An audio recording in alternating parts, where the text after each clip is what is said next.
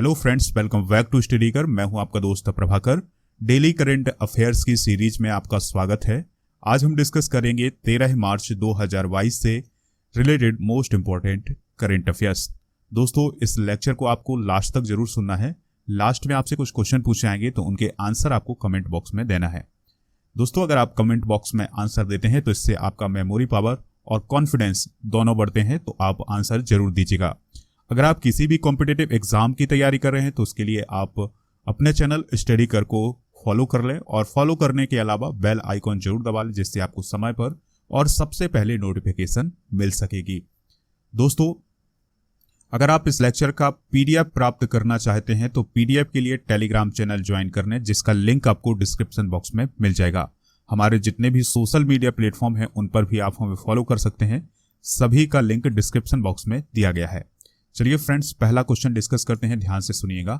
हाल ही में भारत और किस देश के बीच व्यापक आर्थिक भागीदारी समझौते पर बातचीत फिर से शुरू हुई है? तो आंसर है इसका कनाडा। यानी दोस्तों, इंडिया और कनाडा के बीच में व्यापक आर्थिक भागीदारी समझौते पर फिर से बातचीत शुरू हुई है। ठीक है, तो यह जो बैठक है, यह बैठक 11 मार्च 2022 को आयोजित की गई नई दिल्ली में, और यह जो बैठक थी यह 5वीं मंत्री स्तरीय बैठक थी। ठीक है दोस्तों, यानी इसमें मंत्री शामिल हुए थे दोनों देशों के, भारत और कनाडा के। बैठक के दौरान कई द्विपक्षीय व्यापार और निवेश के मुद्दे पर चर्चा की गई। ठीक है दोस्तों, और दोनों देशों ने पब्लिक हेल्थ सेक्टर में सहयोग को मजबूत करने पर भी चर्चा की है। यानी किस प्रकार से दोनों देशों में पब्लिक हेल्थ सेक्टर को मजबूत किया जाए, इस पर दोनों देशों के बीच चर्चा हुई है। इसके अलावा दोनों देशों ने ग्रीन टेक्नोलॉजी, एडवांस इंजीनियरिंग और manufacturing, agriculture and food technology पर भी चर्चा की है। तो ये सभी पॉइंट आप नोट कर लेंगे। दोस्तों, बात आई है कनाडा की, तो कनाडा के बारे में कुछ इंपॉर्टेंट पॉइंट डिस्कस करते हैं, ध्यान से सुनते जाइएगा। अगर हम कनाडा की क्वीन की बात करें, यानी कनाडा की रानी कौन है वर्तमान में, तो उनका नाम है एलिजाबेथ सेकंड। ठीक है दोस्तों, जो एलिजाबेथ सेकंड है वो वर्तमान में क्वीन है कहाँ की? कनाडा की। प्राइम मिनिस्टर कौन है वर्तमान में? तो जस्टिन ट्रूडो जो है वो वर्तमान में प्राइम मिनिस्टर हैं कनाडा के। और कैपिटल क्या है कनाडा की? तो कनाडा की कैपिटल की बात करें तो वो है ओटावा। क्या है दोस्तों? ओटावा। ठीक है, तो ये सभी पॉइंट आप नोट जरूर कर लेंगे। अगला प्रश्न है, हाल ही में किस सरकार ने शहरी खेती के लिए एक मेगा अभियान शुरू करने की घोषणा की है? तो दोस्तों, शहरी खेती को बढ़ावा देने के लिए मेगा अभियान की शुरुआत करने की घोषणा किस राज्य सरकार ने की है? आंसर होगा इसका दिल्ली सरकार ने। ठीक है दोस्तों, यानी दिल्ली सरकार ने राज्य में शहरी खेती को बढ़ावा देने के लिए एक मेगा अभियान करने की घोषणा की है। ठीक है, दिल्ली सरकार ने हाल ही में शहरी खेती के लिए मेगा अभियान शुरू करने की घोषणा की है, और इसके लिए उसने कहा है कि 25 अप्रैल को एक गोलमेज सम्मेलन भी आयोजित किया जाएगा। यानी एक सम्मेलन आयोजित किया जाएगा इस पर मंथन किया जाएगा कि किस प्रकार से शहरी खेती को आगे बढ़ाया जाए दिल्ली में। यह अभियान का नोडल विभाग उद्यान विभाग होगा, यानी जो दिल्ली का उद्यान विभाग होगा वो इस अभियान को ऑपरेट करेगा। ठीक है दोस्तों, और इसके साथ ही दिल्ली सरकार ने दिल्ली पर्यावरण संरक्षण समिति का भी गठन करने की घोषणा की है। यानी दिल्ली सरकार ने एक पर्यावरण संरक्षण समिति को गठित करने का भी निर्णय लिया है। ठीक है, चलिए दोस्तों, यहां पर बात आई है शहरी खेती की। तो शहरी खेती को समझ लेते हैं, ये शहरी खेती क्या होती है। तो शहरी खेती घर से बाहर किसी छोटे से बगीचे में की जा सकती है, घर की छत पर की जा सकती है, और घर के अंदर वर्टिकल खेत बनाए जा सकते हैं। ठीक है, यानी छत पर खेती कर सकते हैं, छोटे से बगीचे में खेती कर सकते हैं, और घर के अंदर वर्टिकल खेत बना करके भी इसकी खेती की जा सकती है। ठीक है दोस्तों, कतार बनाकर की जाने वाली खेती होगी, जिसमें दीवारों पर भी खेती की जा सकती है, बिना मिट्टी के भी खेती की जा सकती है, और बिना पानी की जो फसलें होती हैं उन सभी को किया जा सकता है इस शहरी खेती के अंदर। तो दिल्ली में इसी प्रकार की खेती को बढ़ावा देने के लिए हाल ही में एक अभियान शुरू किया जाएगा। ठीक है, दिल्ली की बात करें तो चीफ मिनिस्टर कौन है दोस्तों? अरविंद केजरीवाल हैं। ठीक है, और यहाँ के गवर्नर कौन है?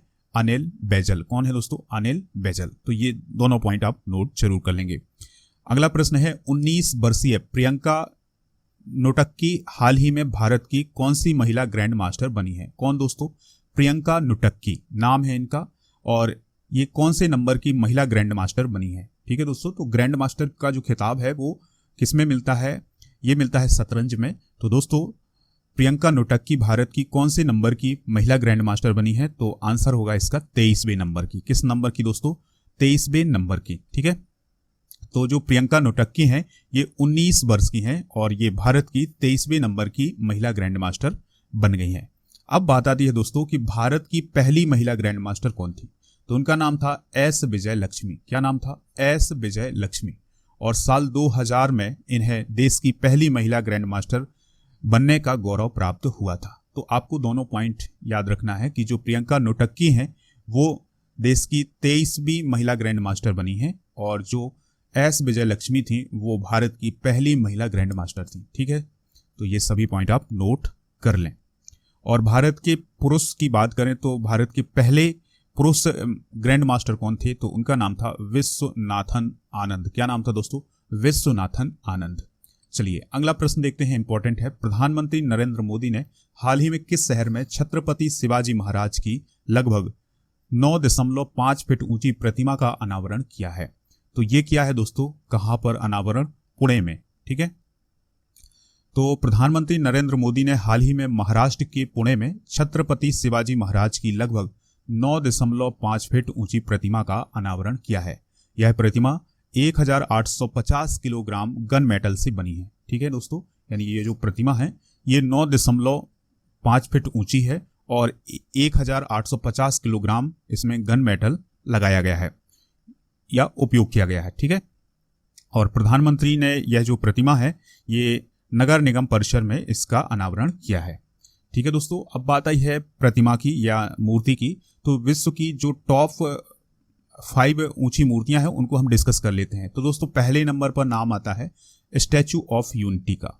तो स्टैचू ऑफ यूनिटी है कहाँ, गुजरात में है। ठीक है, और इसको कब बनाया गया था, 2018 में। कब बनाया गया था दोस्तों, 2018 में। दूसरी मूर्ति है जो कि चाइना में है और इसका नाम है स्प्रिंग टेम्पल बुद्धा। क्या नाम है दोस्तों, स्प्रिंग टेम्पल बुद्धा। तीसरे नंबर पर है लैक्यून सेट क्यार जो कि म्यांमार में है और इसको 2008 में बनाया गया था और इसकी जो ऊंचाई है वो है 116 मीटर। कितनी है दोस्तों, 116 मीटर। दोस्तों आप एक और पॉइंट याद रखिएगा कि जो स्प्रिंग टेम्पल बुद्धा है जो कि चाइना में है इसकी ऊंचाई 153 मीटर है। ठीक है, चलिए अब हम तीसरी मूर्ति की बात करते हैं जो कि ऊंची मूर्तियों में आती है। तो उसका नाम है असाकू दाएबुत्सु। ये कहाँ है, जापान में है। ये भी बुद्ध की मूर्ति है और इसको 1993 में बनाया गया था और इसकी ऊंचाई की बात करें तो 110 मीटर है। इसके अलावा दोस्तों सेंडाई डिकेनन, ये कहाँ है, जापान में है। इसको 1991 में बनाया गया था और इसकी जो ऊंचाई है वो कितनी है, 100 मीटर। ठीक है दोस्तों, तो ये है दुनिया की टॉप 5 सबसे ऊंची मूर्तियां। अगला प्रश्न है, विधानसभा चुनाव 2022 में उत्तर प्रदेश में किस पार्टी को बहुमत मिला है, तो आंसर होगा इसका भारतीय जनता पार्टी यानी बीजेपी को बहुमत प्राप्त हुआ है। कहां पर, उत्तर प्रदेश में। ठीक है दोस्तों, तो अगर हम बात करें उत्तर प्रदेश की तो उत्तर प्रदेश में जो 2022 में चुनाव हुए हैं ये किस नंबर की विधानसभा के लिए हुए हैं, तो यह 18वीं विधानसभा के लिए चुनाव हुए हैं। ठीक है, कुल सीटें कितनी है उत्तर प्रदेश में विधानसभा की, तो ये है 403 और बहुमत का आंकड़ा कितना है, 202। याद रखिएगा दोस्तों कि जो बहुमत का आंकड़ा होता है यानी कुल सीटों का आधा करके और फिर उसमें हम एक सीट बढ़ा देते हैं तो वो उसका बहुमत का आंकड़ा होता है। ठीक है, चलिए अब देखते हैं कि बीजेपी को कितनी सीटें मिली हैं। तो बीजेपी और उसकी जो सहयोगी पार्टियां थी उसको 273 और समाजवादी पार्टी को और उसके सहयोगियों को 125 सीटें प्राप्त हुई हैं। इसके अलावा बीएसपी को 1, कांग्रेस को 2 और अन्य के खाते में 2 सीटें गई हैं। दोस्तों सबसे बड़ा उलटफेर हुआ है पंजाब में, तो पंजाब को भी हम एक नज़र में डिस्कस कर लेते हैं। चलिए फ्रेंड्स, पंजाब में जो आम आदमी पार्टी है उसको बहुमत प्राप्त हुआ है और यहाँ पर कुल सीटें कितनी हैं, 117 सीटें हैं और बहुमत का आंकड़ा है 59। ठीक है, यानी सरकार बनाने के लिए 59 सीटों की जरूरत होती है, लेकिन आम आदमी पार्टी ने यहाँ पर 92 सीटें हासिल की हैं। ठीक है दोस्तों, यानी पिछले विधानसभा चुनाव की अपेक्षा इसने 72 सीटें अधिक प्राप्त की हैं। 2017 में 20 सीटें प्राप्त की थी। कांग्रेस की बात करें दोस्तों तो कांग्रेस को 18 सीटें प्राप्त हुई हैं 2022 में, जबकि पिछली बार 2017 में 77 सीटें प्राप्त हुई थी कांग्रेस को। अकाली दल और उसके सहयोगियों की बात करें तो 3 सीटें, बीजेपी और उसके सहयोगियों की बात करें तो 2 सीटें और अन्य के खाते में 2 सीटें गई हैं। तो दोस्तों पंजाब में बहुत बड़ा उलटफेर हुआ है, यानी जो आम आदमी पार्टी है उसने जो कांग्रेस की सरकार थी चरणजीत सिंह चन्नी की, उसको मतलब उनको सरकार से अलग कर दिया है और वहां पर आम आदमी पार्टी की सरकार बनाई है। अगला प्रश्न है, विश्व किडनी दिवस 2022 किस दिन मनाया गया? ठीक है दोस्तों, तो यानी वर्ल्ड किडनी डे 2022 कब मनाया गया? तो आंसर है इसका 10 मार्च को। कब मनाया गया दोस्तों? 10 मार्च को मनाया गया। तो हर साल मार्च के दूसरे गुरुवार को यह दिवस मनाया जाता है। इसका उद्देश्य होता है कि हेल्थ के लिए किडनी के महत्व के बारे में लोगों को जागरूक करना। पहली बार यह जो दिवस है ये 2006 में मनाया गया था। 2022 की थीम जरूर याद रखिएगा, थीम है किडनी हेल्थ फॉर ऑल। क्या है? Kidney health for all. ठीक है, चलिए फ्रेंड्स अगला प्रश्न देखते हैं। कैटलिन नोवाक हाल ही में किस देश की प्रेसिडेंट चुनी गई हैं? तो कौन दोस्तों? कैटलिन नोवाक, याद रखना है आपको इनका नाम। क्या नाम है इनका? Katalin Novak. तो ये किस देश की राष्ट्रपति चुनी गई हैं हाल ही में? तो इसका जवाब होगा हंगरी की, यानी हंगरी की प्रेसिडेंट चुनी गई हैं कैटलिन नोवाक। दोस्तों ये कैटलिन नोवाक जो हैं वो हंगरी की पहली महिला प्रेसिडेंट हैं।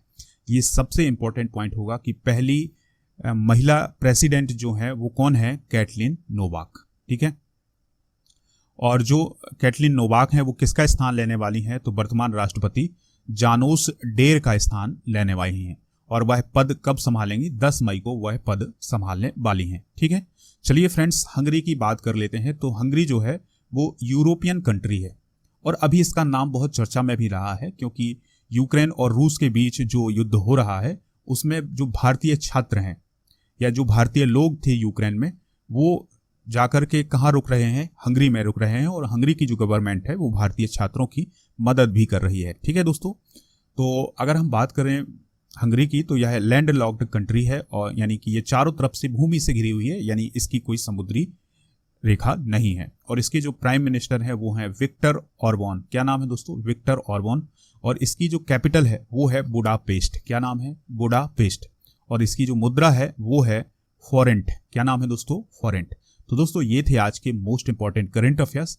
अब हम आपसे कुछ क्वेश्चन पूछेंगे तो उनके आंसर आपको कमेंट बॉक्स में देना है। पहला क्वेश्चन है, हंगरी की कैपिटल क्या है? दूसरा क्वेश्चन है, वर्ल्ड किडनी डे पहली बार किस वर्ष मनाया गया था? तीसरा क्वेश्चन है, भारत की पहली महिला ग्रैंड मास्टर कौन है? तो इन तीनों प्रश्नों के आंसर आप कमेंट बॉक्स में जरूर दीजिएगा, हमें इंतजार रहेगा आपके आंसर का। राजा गुप्ता को अनअकैडमी पर फॉलो कर लें और उनकी कोई भी क्लास ज्वाइन करने के लिए आप कोड यूज करिएगा राजा नंबर 1, या फिर आप कोई फ्री क्लास ज्वाइन करना चाहते हैं या कोई कोर्स परचेज करना चाहते हैं तो उसके लिए आपको कोड यूज करना है राजा नंबर 1। खबरी पर हमें फॉलो जरूर करें, यहाँ पर आपको मोस्ट इंपॉर्टेंट ऑडियो लेक्चर मिल जाते हैं, तो आप खबरी ऐप पर हमें फॉलो जरूर करें। दोस्तों अगर आपको ये लेक्चर पसंद आया है तो लाइक कर दें, दोस्तों को शेयर कर दें सभी प्लेटफॉर्म पर, जिससे हमें सपोर्ट मिल सके और आप भी दूसरों का सहयोग कर सकें। दोस्तों हमारे जितने भी सोशल मीडिया प्लेटफॉर्म हैं उन पर भी आप हमें फॉलो कर सकते हैं, सभी का लिंक डिस्क्रिप्शन बॉक्स में है। चलिए फ्रेंड्स मिलते हैं नेक्स्ट लेक्चर में। जय हिंद, वंदे मातरम।